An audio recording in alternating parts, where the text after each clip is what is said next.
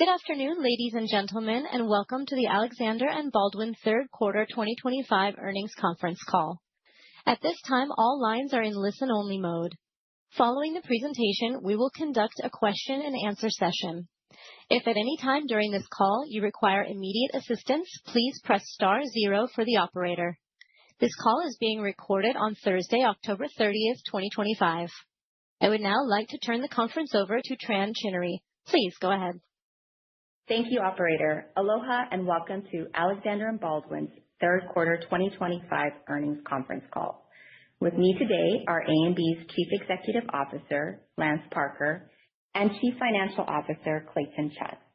We are also joined by Kit Millan, Senior Vice President of Asset Management, who is available to participate in the Q&A portion of the call. During our call, please refer to our third quarter 2025 financial presentation available on our website at investors.alexanderbaldwin.com.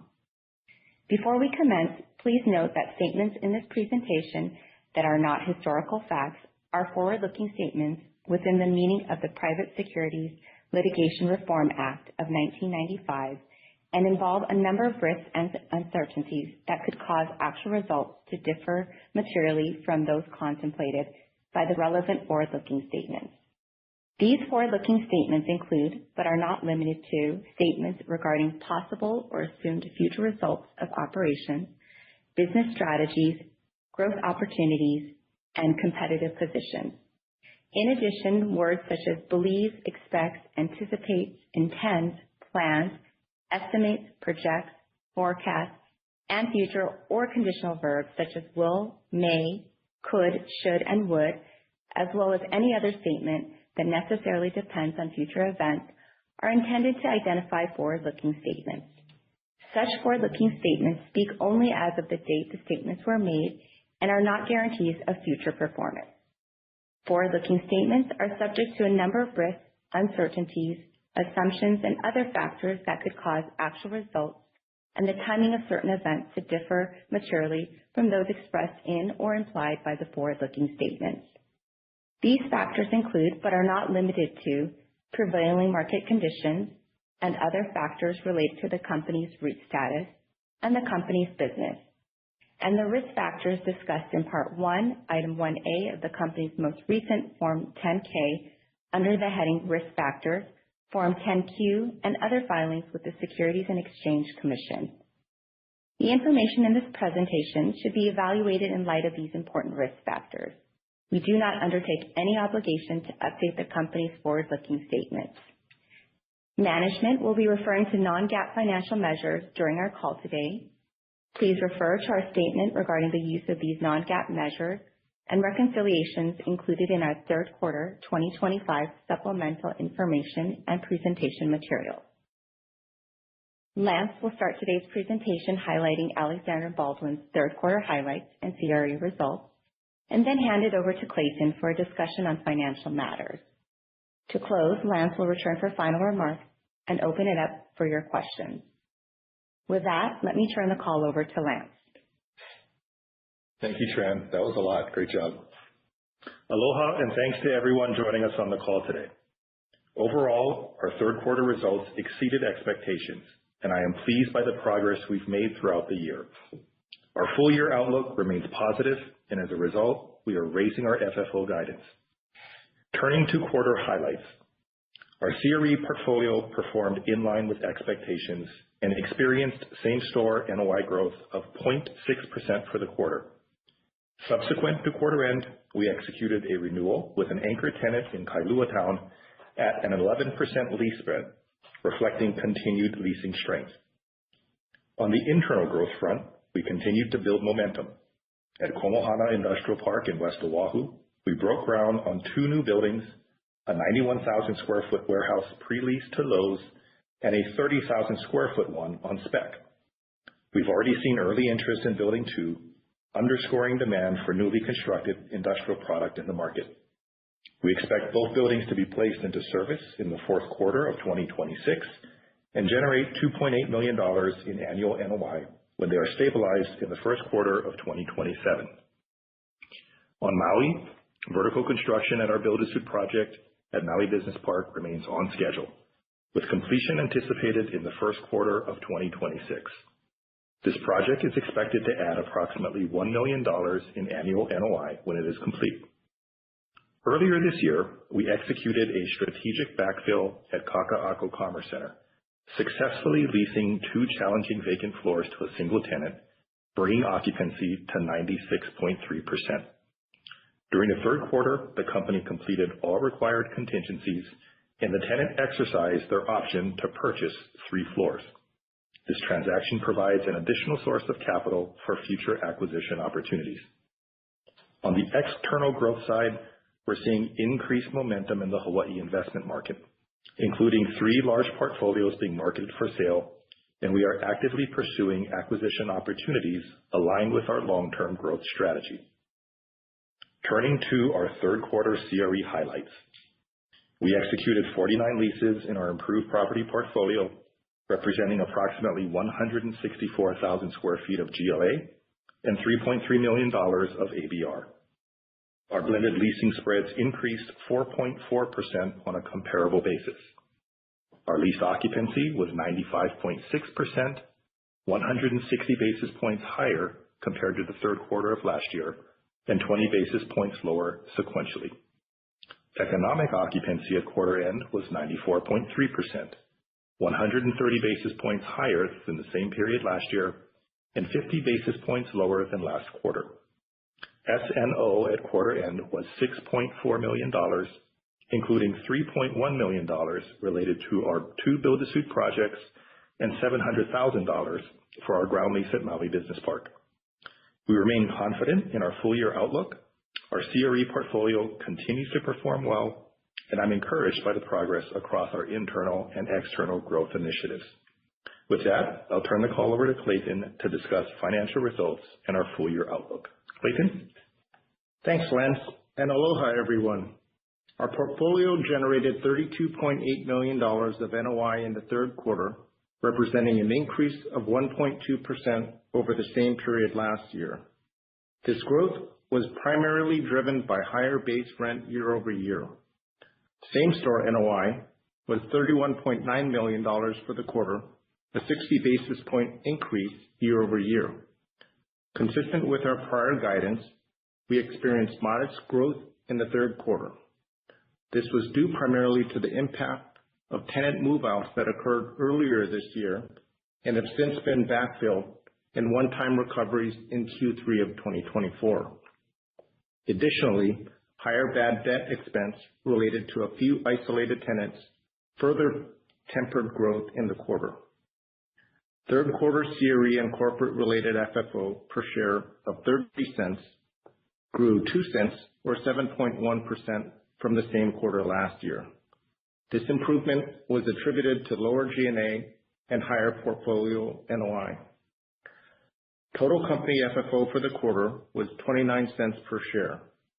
In addition to the 30 cents from CRE and corporate previously mentioned, FFO for the third quarter included an operating loss of $298,000 from land operations, as there were no land parcel sales in the quarter.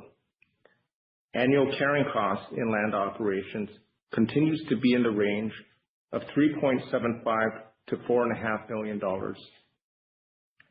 G&A was $6.1 million for the quarter, approximately $1.4 million lower than the same period last year, primarily reflecting certain non-recurring and transaction-related items, as well as the timing of recurring expenses. In line with prior guidance, we expect full-year G&A to range from flat to a penny per share lower as compared to 2024. As Lance mentioned earlier, a tenant at Kaka'ako Commerce Center has exercised its purchase option of 3 floors, 2 of which they currently lease. The sale is expected to close in the first quarter of 2026 and will generate $24.1 million of proceeds that we expect to recycle into an acquisition property via a 1031 exchange. Turning to our balance sheet and liquidity. At quarter end, we had total liquidity of $284.3 million, and our net debt to adjusted EBITDA ratio stood at 3.5 times. Approximately 89% of our debt was at fixed rates, and our weighted average interest rate was 4.7%. Consistent with historical practice, the company's board of directors plans to declare a fourth quarter 2025 dividend in December with payment in January. Given our year-to-date performance, we are pleased to update our 2025 guidance as follows. We are reaffirming our guidance of full-year same-store NOI growth of 3.4% to 3.8%. Implied in this guidance is our estimate for the fourth quarter, where we expect a 4.4% same-store NOI growth at the midpoint. We are raising our guidance for CRE and corporate FFO and expect our full-year results to be within a range of $1.13 to $1.17 per share, due primarily to the lower than expected interest expense in the third quarter.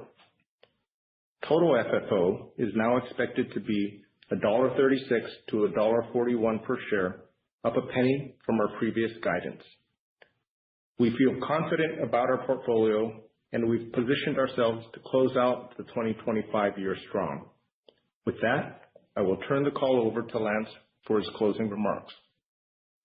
Thank you, Clayton. To wrap up, I'm pleased with our overall performance. This is the third consecutive quarter we've raised guidance, reflecting our continued confidence in the full-year outlook.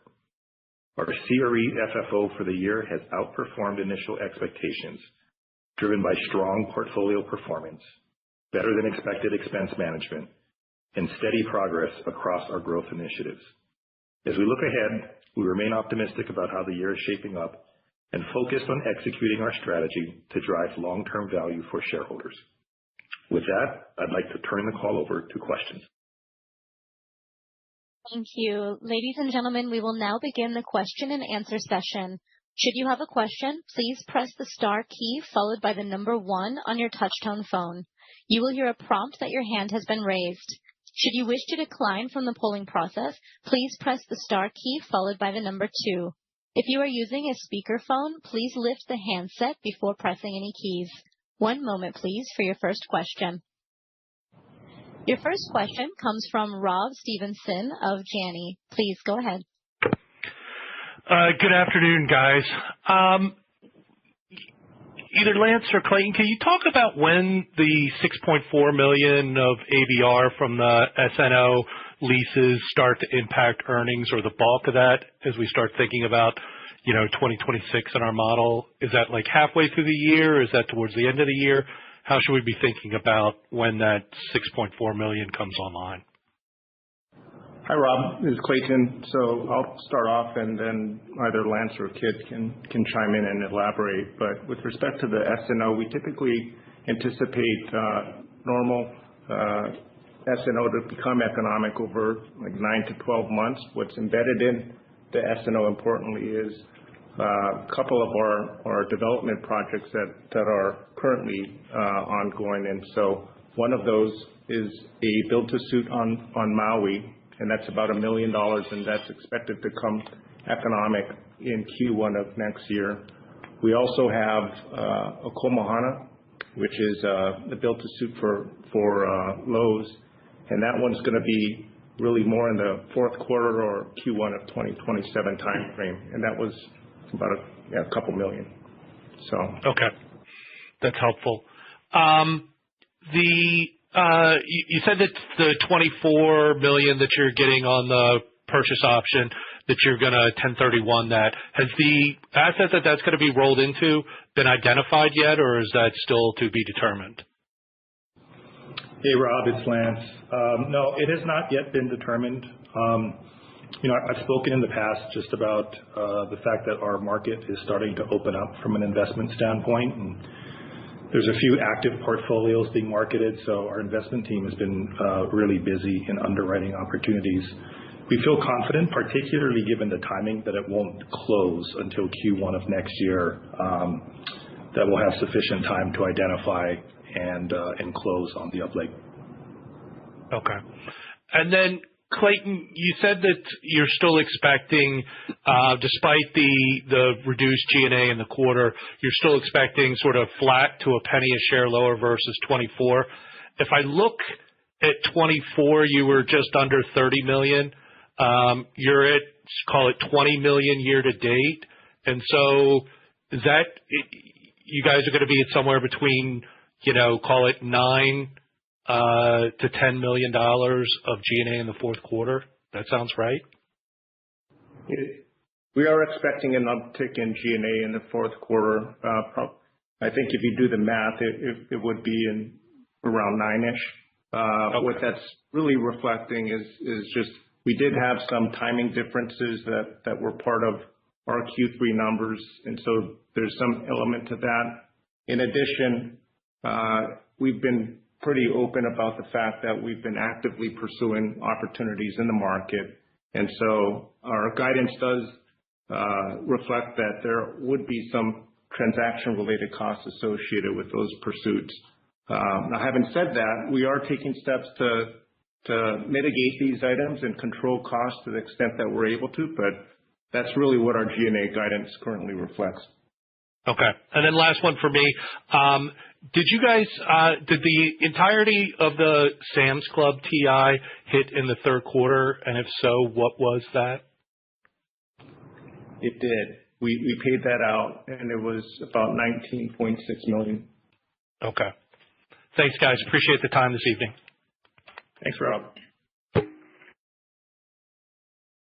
Your next question comes from Alexander Goldfarb of Piper Sandler. Please go ahead. Hey, I think it's still good morning out there, so good morning out there. So just a few questions. First, and forgive me, my Hawaiian is not good, so if I botch the name.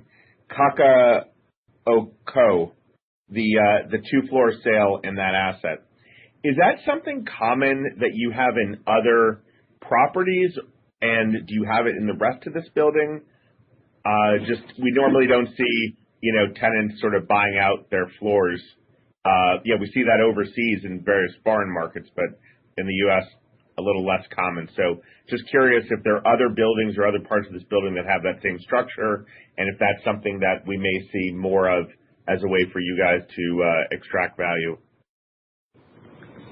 Hey, Alex, it's Lance. I'm going to give you a solid C on the Hawaiian because you nailed the first half. The second half of the pronunciation was a little rough, but I appreciate the effort. So Kakaako Commerce Center, if you may recall, that is a 6-story industrial building that we own in urban Honolulu. We had one floor that was vacant in all of 2024. It was the 6th floor. It was pretty challenging. So first, I just want to kind of commend the team for coming up with a really creative solution that allowed us to backfill not just that floor, but a second floor to the same tenant. And one of the ways that we attracted this tenant is we actually put a CPR or condo map on the building so that we could divide each of the 6 floors into individual units. And we provided an option to that tenant to purchase, which they have now exercised. So it is unique to the space. It's a unique building. We don't have anything else like it in the portfolio. But again, it was a really creative solution, one, to take the overall leased occupancy in the space to over 96%, and then allow us to extract some capital and recycle it into other strategic investments. Okay. The next question is, I appreciate the commentary on the land overhead, the penny loss, just because there are no land sales. Is that something that we should think about for next year? Like as we're modeling 26, just think about that there's a negative penny per quarter if there aren't any land sales? So, hey, Alex, it's Clayton. So with respect to next year, as you know, we haven't guided for 2026 at this point. Now, having said that, what we have provided guidance on is the run rate for land operations. And so in that, we have indicated that there's $3.75 million to $4.5 million, which is the annualized run rate. We are very conscious and taking steps to manage those costs as best as possible as we're able to further monetize and streamlined. We're going to be bringing that cost down further. But at this point, this is what we have for our run rate, and we'll give you more information in the fourth quarter as we guide to 2026. Right, but basically, absent land sales, it's a penny a quarter is the drag. We do also have some offsetting revenue. We've got some land leases in some of the non-core assets that we still own in land operations. But to Clayton's point, in the absence of any activity, which we have typically, not guiding to because we acknowledge it's episodic, you should or could expect a modest loss in the land operations division. Okay, and then just finally, on the rent spreads, first of all, great to see you guys raising guidance, so I don't want to take away from that. But on the new rents, recently they've been slightly negative, and the renewals have been positive, which is great. But just sort of curious, I usually would see like new rent spreads would be much higher than renewals, and here you guys seem to be trending the reverse. So is there something peculiar about the past number of quarters, the types of deals that have been rolling, or what else is sort of driving this dynamic? Well, I'll start first with just what happened in Q3, Alex, and I think it's sort of a similar dynamic for prior quarters, where in some cases, and it certainly was this past quarter, we have one tenant that sort of disproportionately impacted our numbers. Yep. You guys have talked about the Sams. Yeah. So in this case, it was one tenant in Kailua, and we had basically moved the use from a residential brokerage operation to a Pilates studio. That deal, it was more about the fact that the prior tenant was above market than it was that the new tenant was below market.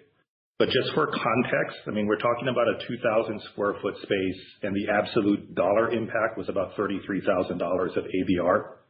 So at least from our perspective, it's more just it was a deal as opposed to anything that's reflective of the portfolio as a whole. Okay. Yeah, no, when you look at the volume, it's pretty clear the new deals it's a very small sample set versus the renewals are more robust, which is why I asked if it was just, the peculiarities of what it was. So that's helpful. Anyway, listen, thank you. Okay. Thanks, Alex. Our next question is from Mitch Germain of Citizens Bank. Please go ahead. Thank you. Do you guys have the same store number if you remove that one-time item in the prior? I think you had one-time reimbursement. If you remove that, where would your same store have been for the quarter? Hi, Mitch. It's Clayton. So I'll take that one, and Kit can chime in to the extent needs more elaboration. But our same store NOI growth, it was impacted by a couple key factors there. One of which was the one-time item related to bad debt. We also had a couple non-recurring items related to real property tax that really was pertaining to Q3 of last year.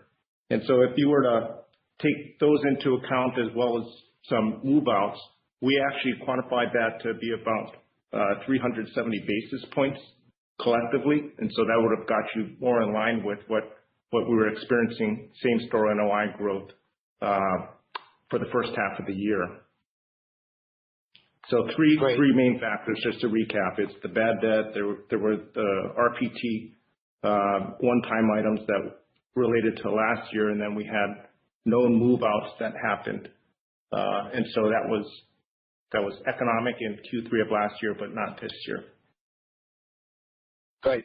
And I think it's also important. I just wanted to add also, I think it's important to note that those no move-outs, all of them have been backfilled. They're not all economic yet, but they will all be economic in Q1. And the final one is the Komohana ground lease that we are now converting to a new build and space lease property. Perfect. Lance, you seem pretty bullish about acquisition prospects. It seems like that tone has continued. I'm curious about the competitive landscape. And are you seeing a lot of that, private capital back now that the lending markets appear to be a little bit more efficient currently? So, we've talked in the past, Mitch, just about the typical construct of the competitive market that we play in, where typically lower priced assets from just a dollar standpoint, we're usually competing with local buyers, sometimes smaller family offices here. And then when we get into larger assets, typically, $100 million plus, you'll start to see mainland capital, whether it's on the private side. Rarely we'll see any publics. We don't have too many REITs in our asset classes, and kind of that middle space is where we tend to see less competition from the extremes. So specifically to what we're seeing in the market, look, we're just really sort of seeing it open up. I referenced a few portfolios. So there's, 2 retail portfolios that are currently being marketed. There's an industrial portfolio that's currently being marketed. Portfolios in scale typically are larger and more expensive, and so we are seeing some mainland capital explore the marketplace, sort of typical in terms of the types of people that we compete with. And then usually where we have the competitive edge against buyers like that is the fact that we're here, we're local, and we know the assets typically better than mainland buyers. And so, we're optimistic that we'll be able to make some of these or other opportunities that we're looking at work. Obviously, at the end of the day, it's going to be subject to pricing. But hopefully that gives you just some color in terms of what we're seeing in real time. Perfect. Thank you, guys. Your next question comes from Brandon McCarthy from Sidoti. Please go ahead. Great. Hey, Lance. Hey, Clayton. Appreciate you taking my questions here. Just wanted to start off looking at the ground lease portfolio, the 36-acre industrial space. I know that was up for renewal, I think, this year. Just curious if you can provide color on how we can think about the renewal process there. Or, I think I noticed in some marketing materials that you're considering in developing that internally. I think it's the Heart Yard. Just curious as to how we can think about that asset. Hey, Brandon, it's Lance. So, we've talked about the likelihood of that ground lease renewing. We still have that perspective. I think it's highly likely that we end up renewing the tenant there. We are in early discussions, despite the fact that it does naturally expire at the end of this year. So, premature to provide any color in terms of where we think that ends up. And then longer term, we have been articulating just the internal growth path that we have as a result of our land inventory. Some of it is currently ready to build in Maui Business Park. Others in Kapolei, like this 36 acres, is currently under covered ground leases. So we're getting active income while we can plan. But that's really more sort of longer term value creation once we get through the renewal process. And, that probably takes us out a few more years before we go active on that. That makes sense. And any detail on the potential ABR step up opportunity there with the renewal? Again, just because this is sort of live, probably inappropriate and premature for us to discuss, but hopefully by our next call we'll have more insight in how that kind of played out. That makes sense. Understood. And then looking at capital allocation, I know you discussed a favorable outlook, improving outlook on the deal market, and then you have these internal development opportunities. How can we kind of think about share buybacks? I know we discussed this on a previous call, but considering when the share prices are share buybacks something that you're increasingly looking into? I'll take that. Hey, Brendan, it's Clayton. So, yeah, with respect to the share repurchases, we do have a program that is in effect, and that is one of the tools that we have in our capital allocation toolkit. So obviously, as the stock price fluctuates, that does weigh into our consideration. But at the end of the day, we kind of look at capital allocation just from a risk-adjusted return perspective. And so that would entail whether it's placing capital for acquisitions, for internal development opportunities, as well as share repurchases. And so we are considering that, and we'll make decisions according to the opportunities that are in front of us.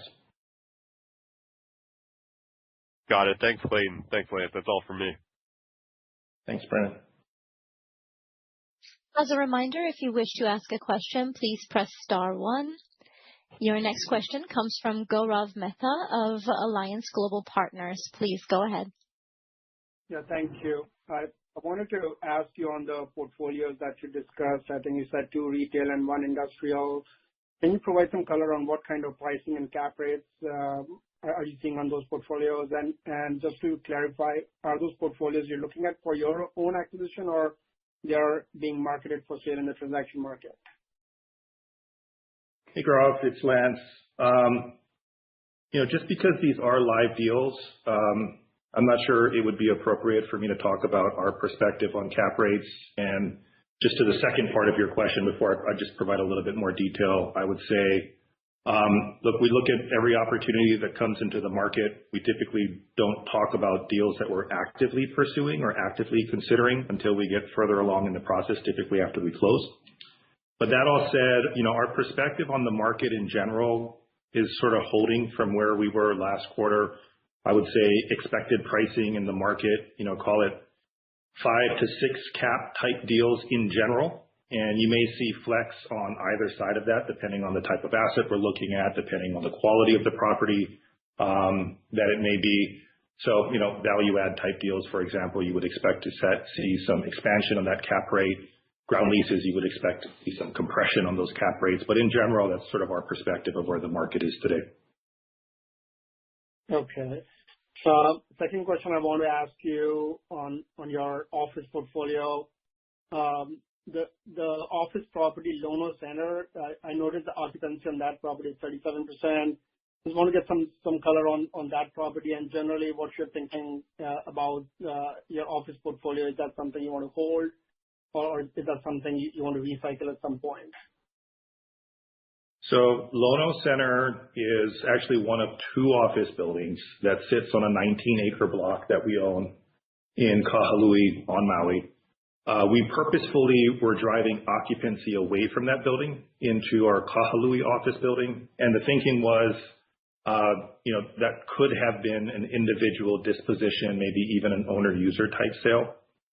But we do have that 19-acre block currently on the market. We have it listed for sale. We've been in discussions with a buyer. I think we may have disclosed that last quarter. So we are actively looking to dispose of what, we've talked about in the past, again, is non-strategic asset class for us, recycling that capital into more strategic investments. And so, as we sort of head into the end of the year, we can probably provide a little bit more color in terms of where that process stands. Okay. Thank you. That's all I have. There are no further questions at this time. I will now turn the call over to Clayton Chun. Please continue. Thank you, operator, and thank you all for joining us today. If you have any follow-up questions, please feel free to call us at 808-525-8475 or email us at investorrelations@abhi.com. Aloha and have a great day. Ladies and gentlemen, that concludes today's conference call. Thank you for your participation. You may now disconnect.